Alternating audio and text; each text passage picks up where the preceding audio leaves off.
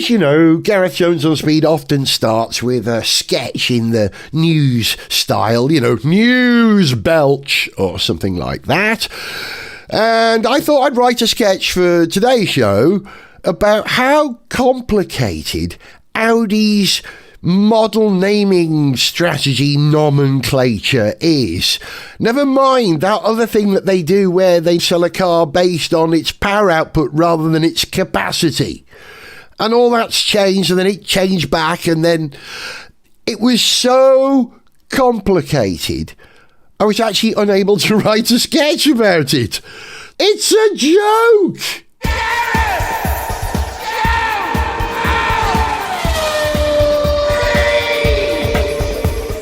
Hello, welcome to Gareth Jones on Speed. I'm Gareth, he's Zog.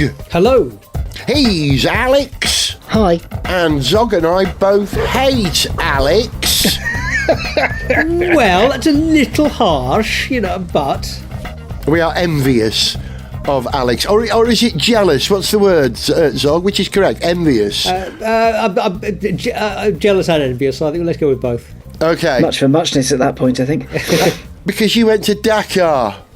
I went to the Dakar Rally. I flew to Saudi Arabia for 2 whole nights. Wow. One was a very late flight. But I went to see the Dakar Rally, do Dakar Rally things, and it was great. Was it warm? Yeah. Was it cold? What's the vibe? It was a bit odd because while it was the desert, it was still January. So I arrived very, very late at night, and it was, I think 1 or 2 degrees when we got to the camp on the first night. And then during the day, it took a while to warm up, but then it got to sort of 18, 20. So all of a sudden, all the layers I had on had to be stuffed in a bag and sort of hopefully not left there. But yeah, the weather was good. It was bright. It was sunny. It was gorgeous. It was a bizarre rally experience. That what you have to remember about it is that as glamorous and as awesome as it is, it's still a rally. So I was there for, say, 2 days. We were there for one stage, I think tail end of stage 6, and then the rest days, so we could go and interview people and talk to them and watch stuff and pretend like we knew what we were on about.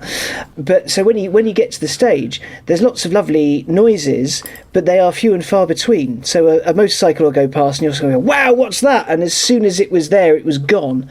The viewing area was very much run by the organisers. So they put a regularity basically right where we were. So the vehicles had to go next to us and slow down so we could see them, and then they'd peel away after we'd hear a beep from their transceiver. We'd hear the beep and off they go. It was really incredible. So we saw some bikes. So they have these sort of controlled zones, do they, where they have to slow down to make it safe? Is that what's going on? Well, the way it works is you're given the route sort of the night before or the morning of, and your navigator has to then work out which way you're going, because obviously it's not a point-to-point anymore. It's sort of all over the place. Then sort of told you need to go to this bit, and if you miss this bit, you get a time penalty, which obviously it's a rally, so time is of the essence. So yeah, they put one right next to one of the camps. So the camp I was at for the first night was sort of lovely tents with a bed and a pillow and stuff. Was it like a Bedouin thing, or was it like modern kind nylon? Of, yeah. Oh, really? Well, it was a sort of, it was the tent I had was a sort of circular thing with a point, a bit like a wizard's hat. Yeah, there was a bed in it, and there was electricity, or a little bit of electricity. There were carpets on the floor and all that. It wasn't palatial. It was a sort of, it was a little tenty thing. Snakes? But it was very nice.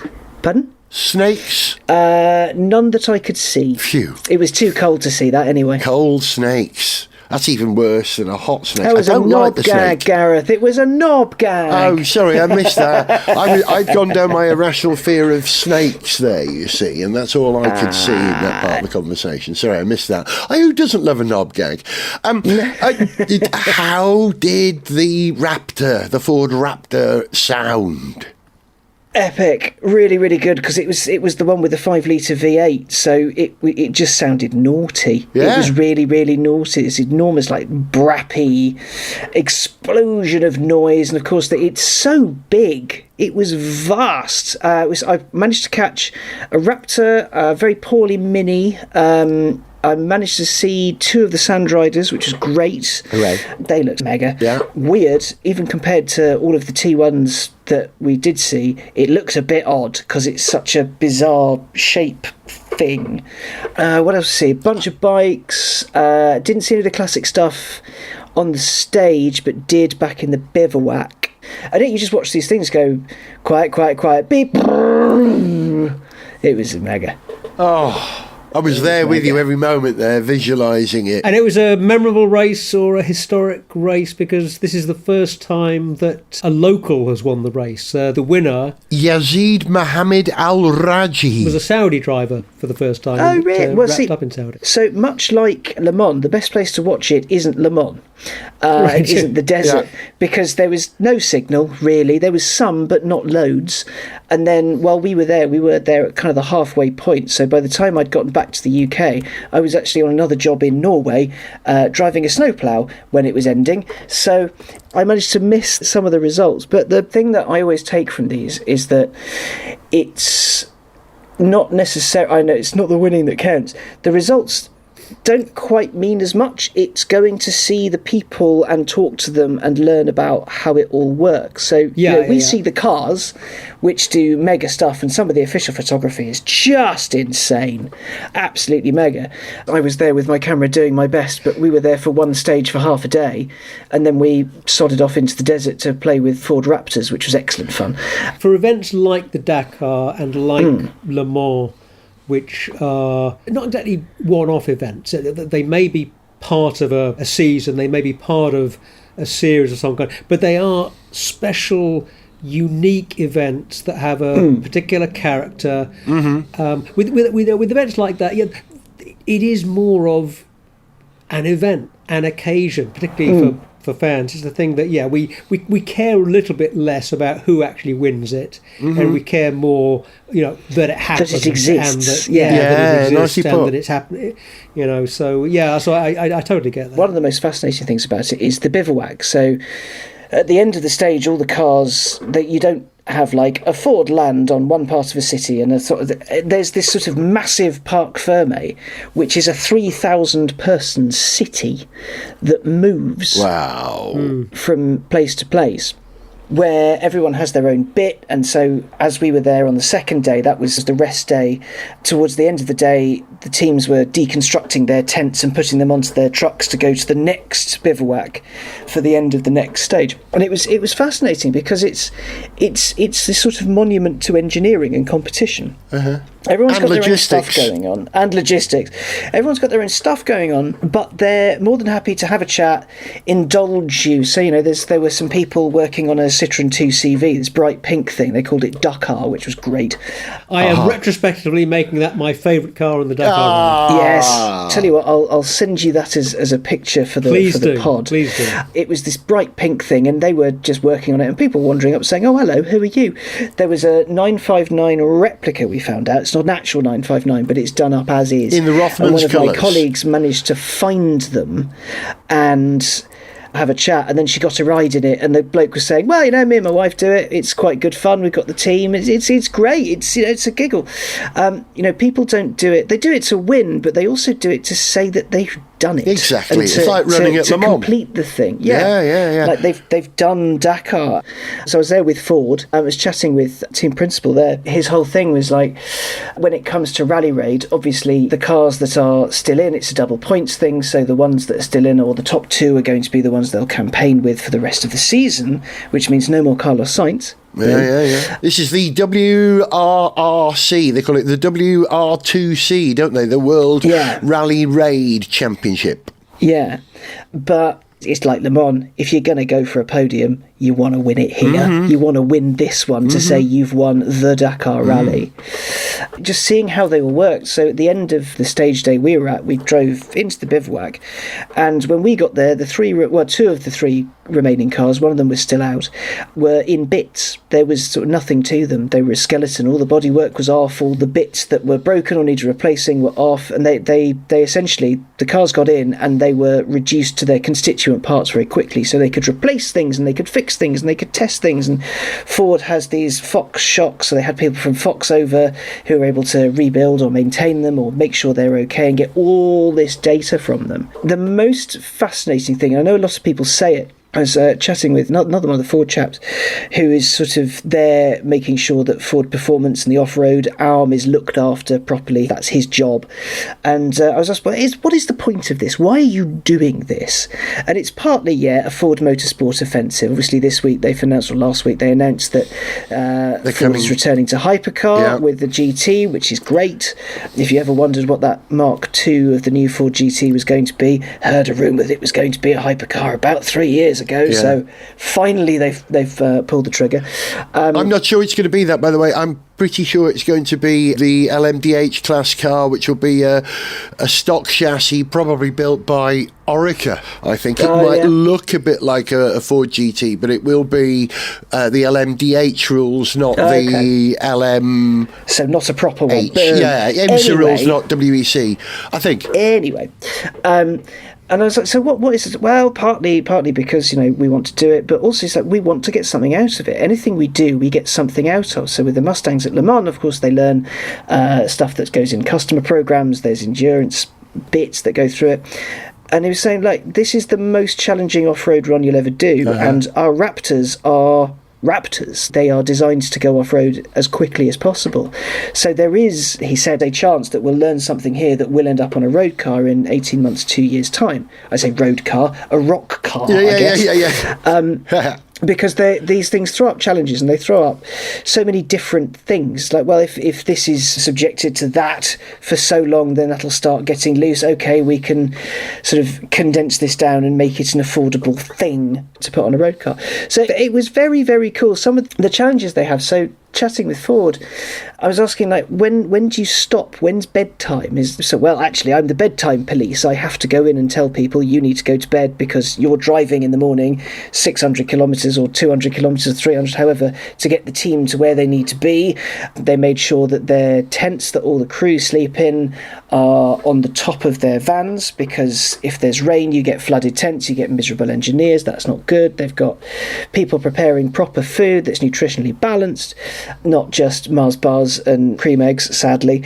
What was the catering like for you, by the way? It was pretty stellar, to be honest. Cream eggs and Mars bars, yeah. No, so the first night we sort of got in very late and just went straight to bed. The next morning there was a sort of lovely Saudi breakfast and lots of tea and coffee on the roll, which was just mega. Lunch, I can't remember because I was very excited to watch some motor cars go by. And then dinner we had at a hotel, which was nice hotel food. And then the next night we had dinner with the team, which was it was lasagna-y things. There were salady bits. It was very much like, we have made this so that it is in volume, but so that it is filling and gives you the energy you need. Yeah. It wasn't like there wasn't a man with a cloche going, "Here you are, sir. Right, yeah. Please enjoy." Yeah. Oh, God, he's made it sound even more appealing now. Right, no snakes, good food, cars delivered to your door practically, with great sounding engines. Oh, yes. come on. It was as a thing to witness, a thing to learn about firsthand. It was mega. I've got some disappointing news about Dakar, though. What's that? We watched Dakar on Eurosport here in the UK. Yes. And as of, I believe, February the 28th, Eurosport will exist no more and will be absorbed into the Ted Turner Broadcasting, TNT sports channels. Right. Which is another 30 quid a month. You get Eurosport as part of the Sky package. Well, I do. There are other ways of getting it, I'm sure. But it won't exist anymore. Now, Dakar and Le Mans have both featured very heavily on Eurosport, and I am genuinely concerned about where we're going to be able to watch both of those mega one-off complex events in future, because I'm not going to pay 30 quid a month. That's too much, right?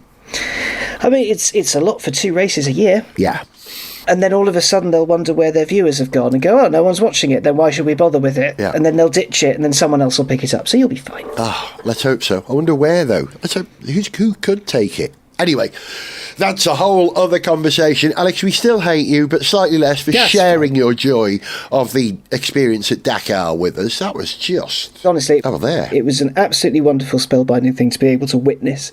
And I'm so glad I've had the opportunity to go out and see it. Simply because they say there's nothing like it. There's nothing like Le Mans, there's nothing like Dakar. They're both incredible in their own ways. Yeah, very lucky, and there's still sand all over my boots and I refuse to clean them. Who would come to the Indy 500 with me?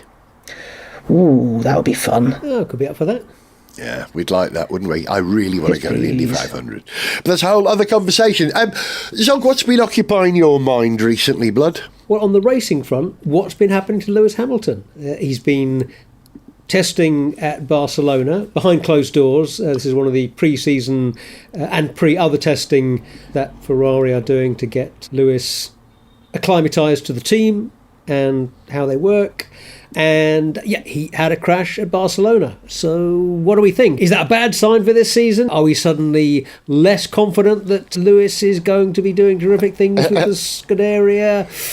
Ooh, Well, I you don't jump know. into a new test car and, occasionally it takes you a while to get used to it. And when it's a Formula One car in front of a big audience on your first day at work, it's not exactly the fairest place to go and test, is it? Exactly. No, well, this is it. Yeah, it's no biggie. He had a crash in testing. Drivers crash in testing all the time. Yeah. Particularly when, and this was, it's worth also bearing in mind that this was the 2023 Ferrari he was in, because there are limits on how much you can test and how much you can test pre-season with, with this year's car is very limited. You can do a bit more testing with previous year's cars, which is what they're doing at the moment to get Lewis some more miles in a red race suit. And the 2023 car is probably a little bit trickier. It was a trickier car That's right. than the 2024 or the 2025 variant. So if in one of his first sessions he's having a problem with the tricky 2023 car, no big deal, nothing to see. It's all part of what you'd expect in testing, I think. There's probably no good time to have a crash, but if there is a better or less worse time to have a crash, it's during testing, right? Not over the weekend at a race, not during qualifying, not during a practice session. In a testing session, it ain't a biggie whatsoever, like you say. But because it's all we've got, we're really hanging on to it, aren't we? Well, I say we, meaning the media. It's about the only news we've got to to nibble on at the moment. I won't say feast on. Also, if you're crashing the 2023 car rather than this year's car, again, much less of a concern, one way or another. It's hardly going to set you back, hardly going to cause you any problems down the line. So yes, testing continues. I think, it'll maybe only be when we get the full pre-season tests with other teams, when everybody's testing together, that we start to get an idea about how he's settling in and how things look. And it's pretty close, isn't it, the test session to the first race? We won't really know until the end of the pre-season testing session, which is and literally, I say the end, the last hour where they, everyone has done their best to get the most out of it. Until then, it's kind of academic, but like I keep saying, it's all we've got to go on. I'm kind of excited by, there was a tease, wasn't there, reveal that the colour, or hint that the colour of this year's Ferrari, Project 677, the SF25, is that what it's called? It will be a more maroony side of red, slightly deeper than the scarlet, and could fade into Lewis Hamilton black. I think we can call it that. He's brought it with him, the black exposed carbon fibre from Mercedes. I can't wait to see it. Look, I'm actually dressed like what I think this year's Ferrari could actually look like at the moment. I've got a black waistcoat on. I've got a scarlet jumper. I've got a Tifosi hat on. I'm completely engaged. It's You've got shocking. the team look going on. You absolutely are modelling the team look. Yeah, I could be wrong, but hey, this works for me. I love the yellow. I hope they We'll don't see. take the yellow away from the Ferrari. I think it looks Oh, I agree. gorgeous. I'm sure we'll be seeing yellow during the year. I put money on I that. hope so. It ties it into the Le Mans team as well, which has a lot of yellow. And as you know, my favourite ever colour scheme on any car, livery on any car, the SP333 in Momo colours. Oh, gosh. Beautiful, beautiful.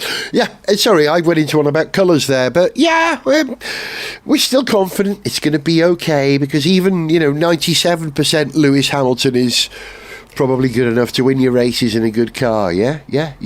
Please say it is, please. 100%. Yeah. Hey, do you know what I've been doing with my time whilst there's no motorsport to speak of on TV? I've been learning Zombie. As in the song by the Cranberries, or How to Be an Extra in Shaun of the Dead? more of Shaun of the Dead side than the Cranberries yelping. Exactly. Very good.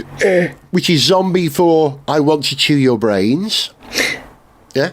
I mean, there isn't much nuance in zombies. Oh, there is. You get. Which is I Want to Chew Your Brains. Yeah. And then you get. Which is I want to disembowel you and eat your contents of your stomach and the lower intestine. I thought zombies only ate brains. Is that not? Not in The Walking Dead. They like a bit of gut. They like a bit of offal. I stand corrected. Okay, it's good to know. Yeah, news to me as well. Who knew? I'm new to this whole zombie thing. Think of it like this. You know, you have some zombies who just prefer the finer things, which is brains, eat your brains, gain your knowledge. Yep. Some of them like turkey Twizzlers. Yeah. Okay. Sometimes only a Macca's will do.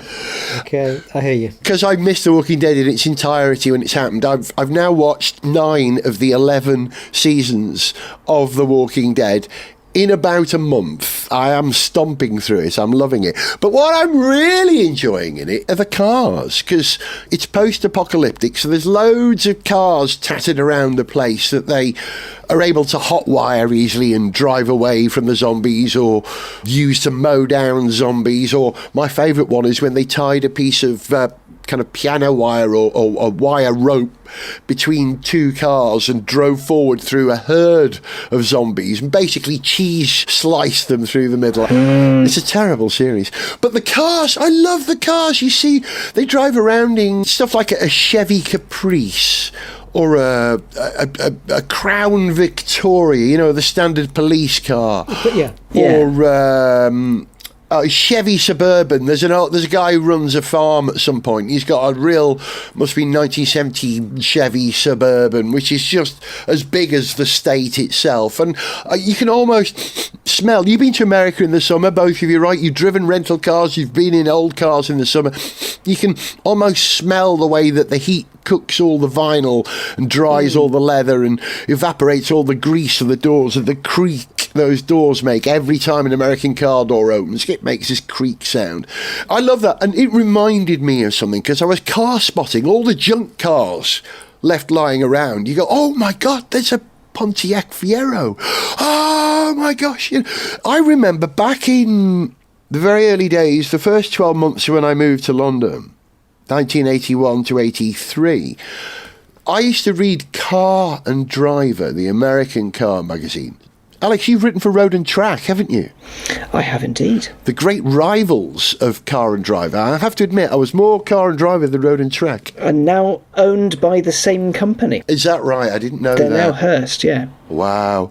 I loved American car magazines. You got to see cars that you didn't see in Europe. And I became really familiar with American cars. And then I went to America in 1983 as a roadie, and I was able to recognise all the cars on the road in America. Oh, you know about them as a car spotter. It's like opening up a whole new treasure trove, like the Japanese domestic market. The cars I've seen, I made a list of some stuff. A Winnebago, there's always a Winnebago. All the Jeeps, of course. The Pontiac Sunbird. Oh, how 90s was that? The Dodge Omni Coupe. No, the Dodge. Oh, wow. Yeah, do you remember the Dodge Omni was the Chrysler Horizon or the Talbot Horizon body in America? But they also did like a long body coupe version, horrible looking car, but did have a great engine and chassis. There was one of those, that was the Dodge Omni Coupe. The newest car I think I've spotted in it was about a 2008 Chrysler 300 LX. We loved them, didn't we? I nearly bought the station wagon version of that a few years ago. I was really impressed by that as a car. So it made me think, right? Favourite American cars. You're going to laugh at my choices. I think the Pontiac Fiero that I mentioned there, I loved it because it was such an anachronism. It was basically like a Fiat X19 for America in American scale. It had a 4-cylinder engine. It was shocking, but it did get developed into a reasonable car with a V6 at some point. I love that. Just because you don't see it, you don't know what it is. I like the oddballs. I rented, I think, a 1966 Pontiac Bonneville convertible. in about 1987, driving around Los Angeles and Santa Barbara in that. I rented it from a company called Dreamboat. I was literally living the dream in that case. You know, I felt like I was a Californian. It was amazing. But if I think I had a choice, if I had any American car, and you're going to balk at this, but you'll understand why, I think I'd probably go for something like a 1978 Ford County Squire wagon. Side opening, heavy rear door with a wind up window, woody down the side, as big as North Wales. That whole boat, 70s feeling. You're a bit of a fan of the estate or the shooting brake generally. Correct. So no, that kind of makes sense. And the Fiero, no shame in liking that. You know, you just got to go with, you know, what would you want to see on your driveway? What are the? Well, I don't think the county wagon would fit on my driveway. I don't think it'd fit on anyone's driveway in this country. Which brings me to a point about American cars I want to make and Trump and his tariffs in a moment. But Zog, I bet I can guess what your number one favourite American car is. It's a muscle car. We're going three. We're allowed three cars. Yeah. Okay. What was your third, by the way? You had two. The Bonneville, the Pontiac Bonneville convertible, the County Squire, or the Pontiac Fiero. Gosh, two Pontiacs, okay, interesting, and one Ford. What does that say? Yeah. Do you remember the way that Pontiac had this little sort of V-shape in the centre of the grille, and it was echoed on General Motors British cars, on the Mark II and the Mark III Viva as well had it, and I thought that was really cool. That sort of echoes of Americana here. Anyway, sorry, go on, Zog. I bet your number one is a bullet green Mustang. Well, that's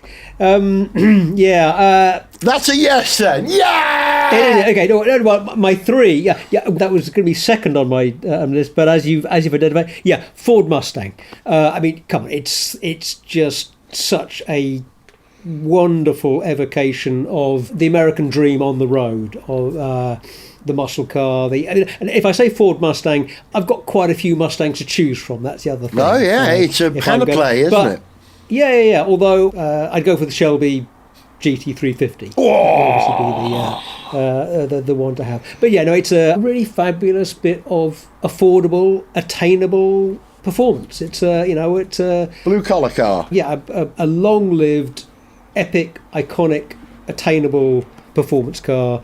Also a movie icon, as you point out. But that's definitely I'd absolutely have a Mustang in a heartbeat. So no question there. Second one, also Ford. Oh, good lad. GT40.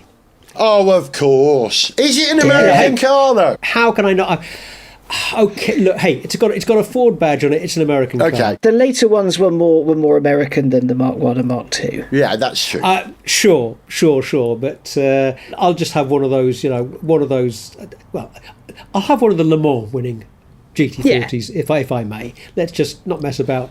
Yeah, let's get one of the winners. So those would be my 1 and 2, GT40 and Mustang. And third, a bit of overlap with your choices, Gareth, actually, because I'd have a 1972 Pontiac Catalina.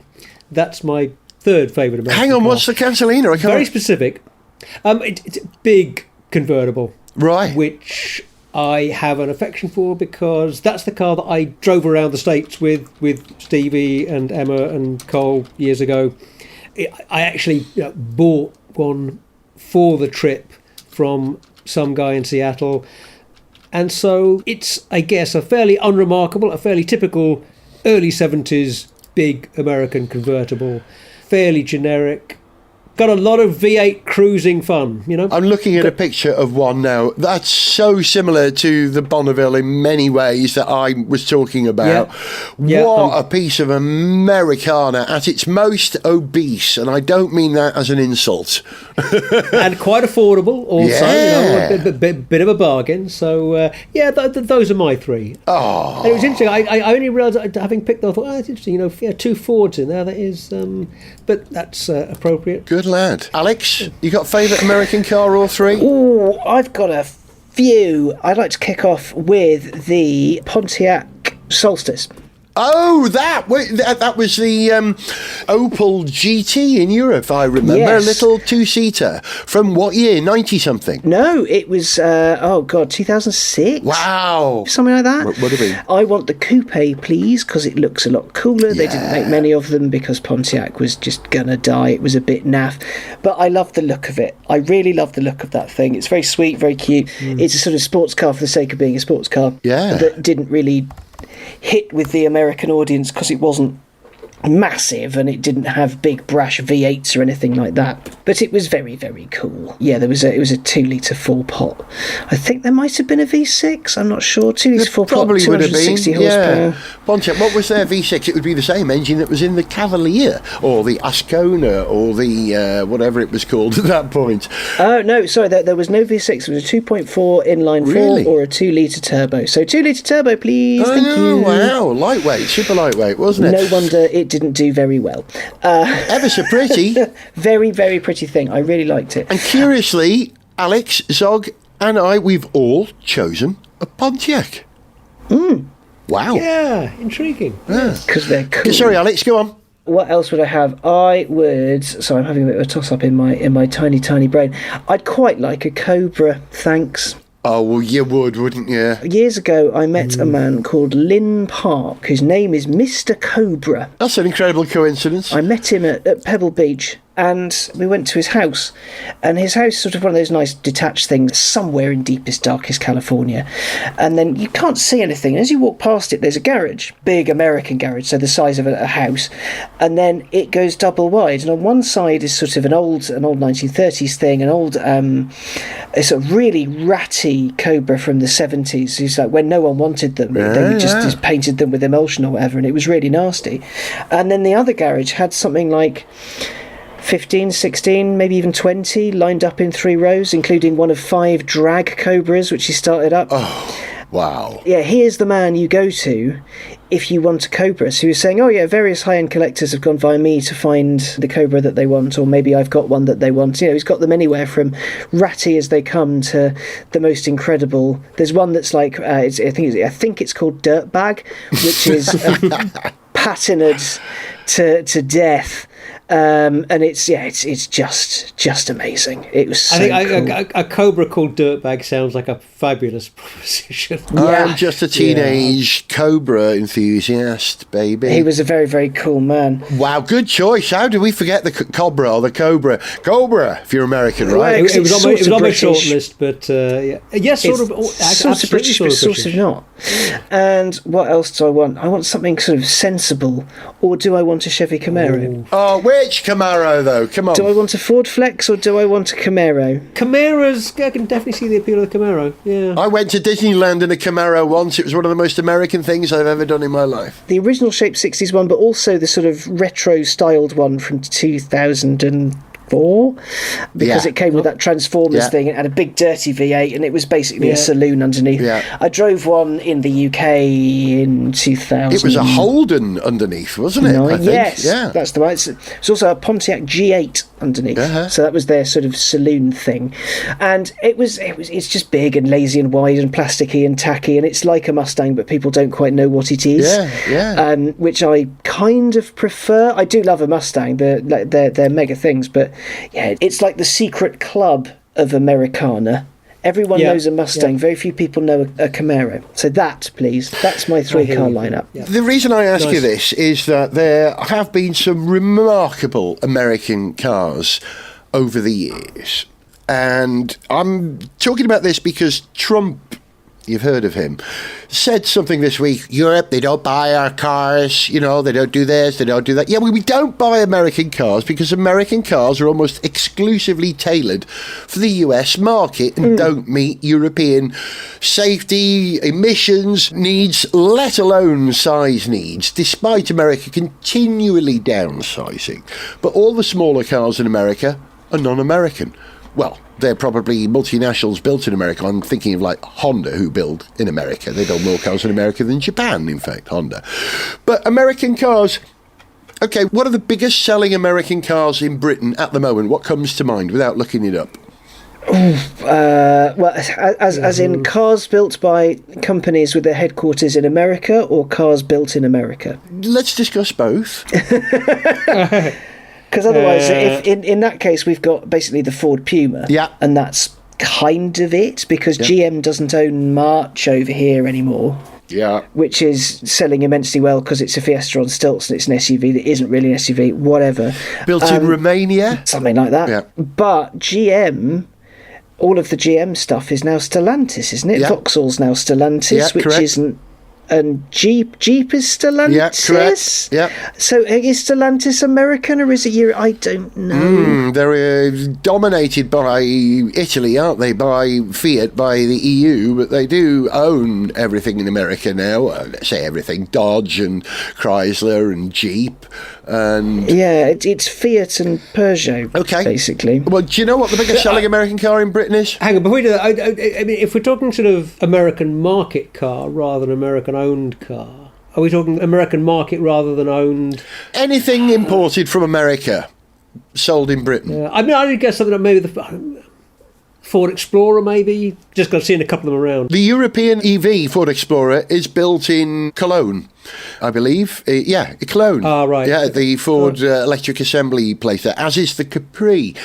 But how about this? Did you realise that probably the biggest selling American car in Britain is a Tesla? Of course. Oh. Of course. Wow. Now, where are our Teslas built? Are they built in the US or are they built... They're built in China, they're built in the US, and they are putting together a European factory at the moment, I think, but I don't think they're manufacturing there yet. It's a shocker, isn't it? We have the Gigafactory in Berlin. Is it working? Is it actually operating? I think they might be still assembling it. Yeah, manufacturing plant for Gigafactory Berlin. Operated March 2022, so for 2 years. Wow. Yeah, well, maybe they're not American then. But the Ford Mustang Mach-E is built in Mexico. That's going to knacker Trump's idea. They don't buy our cars. Well, you build some of your cars in other countries too, you dimwit. The whole tariffs thing is kind of crazy. I mean, ignoring the fact that it's essentially economic warfare. Yeah. My understanding of all of it is, I won't say I'm an expert on it, but I've been talking to a lot of Americans who are. Very few people are. Yeah, Trump ain't. And who are a little bit worried. But if you think about the tariffs he was going to put on Canada and Mexico, like even the US-Canada border thing, the way the system works is so homogenized and so slick that various parts cross borders 3 or 4 times a go. Yeah. Even more, which means every single time they cross, there'll have to be a tariff on it, which means that things just get ridiculously expensive so quickly. It's short-termism. Without getting, and as you say, there's we are not economists, and economists have their own arguments about tariffs and so on. That said, there are very few informed people, as far as I can see, who think that tariff wars are a good idea. Overwhelmingly economists agree that it's a very bad thing to start doing, particularly in the case of the auto industry, even more so than a lot of other industries. As you say, Alex, there's a lot of parts supply chain routing that goes across borders several times. Put simply, tariffs are going to damage both the American and the Canadian and the Mexican car industries, and this actually may not happen in any case. For all of Trump's bluster, he's already delayed. I think it's been delayed 30 days. They're delaying. They're holding off on actually imposing the tariffs on Canada and on Mexico, because of the reaction from Canada and Mexico. So, the tariffs may not actually happen. From my limited understanding at it, and please do come at me if I'm wrong, my limited understanding of it is that Trump wants everything to be built for Americans in America, and he wants America to be this massive export hub. What he hasn't done is actually looked at how it works. Yeah. Of course. Yeah. So when it came to the tariffs on Chinese EVs, the 100% tariffs, unless they're built in America, that was vaguely sensible because it was protectionism. Admittedly, partly to the point of protectionism so that people would by Chevrolets. The problem with Chevy's EV platform is that it's rubbish. It doesn't really work very well. The cars aren't very good. And Chinese manufacturers are coming in with cheaper alternatives. How they are funded is a completely different conversation. But what he's saying is everything should be built in America and you should all kowtow to our economic might.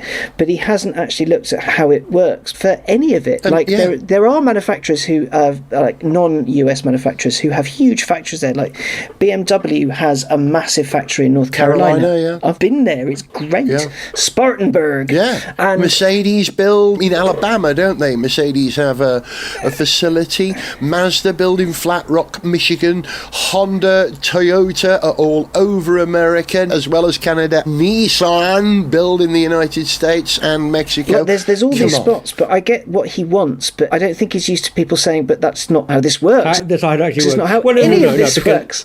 No, because he has a general instinct that he thrives and does well out of chaos and conflict. So my interpretation of this is that this is as much driven by a desire to create the kind of conditions that he tends to thrive in and benefit from as anything else. It's not part of a terribly well thought out strategy. And if you want to sell more American cars worldwide, you want to make vehicles that suit those markets better. One thing that is definitely not going to come out of this is Europeans buying more American cars. Yeah, absolutely not. American cars for Europe were designed and built in Europe. Full stop. General Motors, Vauxhall, Ford. Opel, Ford of Europe, they were all European cars. He's soft in the head. Do you reckon Trump has been watching Game of Thrones? Because it sounds like his playbook is the same as, what was his name, Lord Peter Baelish, Littlefinger in Game of Thrones, who said, chaos is a ladder up which we can climb. That's Trump, isn't it? Chaos is a ladder. I'm an idiot. We know that, mate. He doesn't have the sophistication of Littlefinger. No. Nowhere near. It's going to be fascinating to see what he does and how he does it. I think, if anything, it will be incredibly damaging to the US car industry as a whole. The saddest thing about it is that if this all does kick off, the people that will suffer are the American consumers. Yeah. Of course. Because there is a rest of the world, which I think is occasionally forgotten about by some quarters. I mean, look at various social medias. It's people going, well, how come Europe is like this? It's like, well, Europe is actually a lot of countries, but we now know which one you're from. So I think it would be a great shame, and I think it's going to be a lot of talking. I know there are calls go on between the CEOs of Ford and GM and, well, all the big three with him to explain what's going on and to discuss. Whether or not he'll listen, I don't know, because he might just say, well, lump it, you've got to tell your head offices that that's what's going to happen, you're going to have to change. It's unlikely, but let's hope he's listening to this podcast and realises that he's making a silly mistake. If he is, fuck you, Donald. Correct, a double fuck you, Donald, from me. Zog, would you like to triple fuck him? Absolutely, fuck you, Donald. Thank you very much. And on that happy note, it's goodbye from Alex. Bye. It's goodbye from Zog. Goodbye. And it's fuck you, Donald Trump, from the combined masses of the entire motor industries of the USA, Europe, China, Japan, and anywhere else as well. If you enjoyed this show, then please like, share and subscribe. For information on how to contact the show, see pictures, read song lyrics, follow us on social media, or to sponsor this podcast, go to garethjones.tv. Gareth Jones on Speed is made in Wales by Whiz Bang. Gareth Jones on Speed!